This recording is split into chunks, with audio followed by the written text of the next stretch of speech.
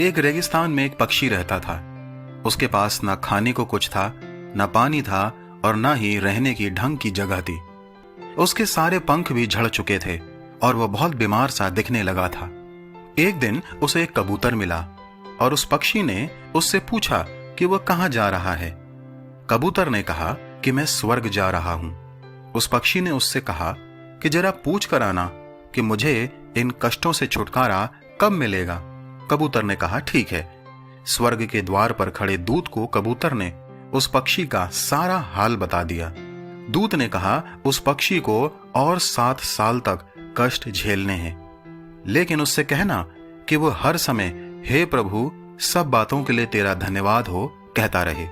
कबूतर ने आकर उस पक्षी को सारी बात बता दी और चला गया।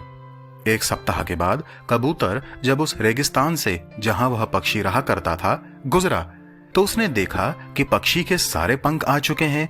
वहां पर एक तालाब भी है और एक छायादार पेड़ भी जिस पर वह पक्षी बैठा था, और वहां खाने को भी पर्याप्त था। कबूतर को यह सब देखकर कुछ समझ में नहीं आया और वह फिर दूत के पास गया और बोला, आपने तो कहा था कि उस पक्षी को 7 साल और कष्ट झेलना है, लेकिन 7 दिनों में ही उसकी काया पलट हो गई है और वो बहुत खुश भी दिख रहा है। मेरी तो कुछ समझ में नहीं आ रहा है। दूत ने कहा, हाँ, ये सच है कि उसको 7 साल और कष्ट झेलना था, लेकिन वह हर समय और हर परिस्थिति में बार बार हे प्रभु, सब बातों के लिए तेरा धन्यवाद हो कहता रहा। जब वह गर्म रेत में गिरा तो उसने धन्यवाद दिया। जब वह उड़ नहीं पा रहा था तो उसने धन्यवाद दिया। जब उसके पास खाने और पीने को कुछ न था तो उसने धन्यवाद दिया। इसलिए उसके 7 वर्ष के कष्ट 7 दिन में बदल गए। इस कहानी से हम यही सीखते हैं कि हमें भी हर समय और हर परिस्थिति में परमेश्वर पिता का धन्यवाद देना चाहिए।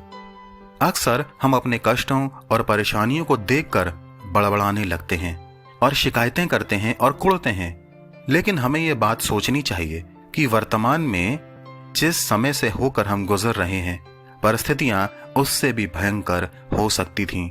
जब हम इस बात पर विचार करेंगे तो सच में हमारा मन परमेश्वर के प्रति धन्यवाद से भर जाएगा।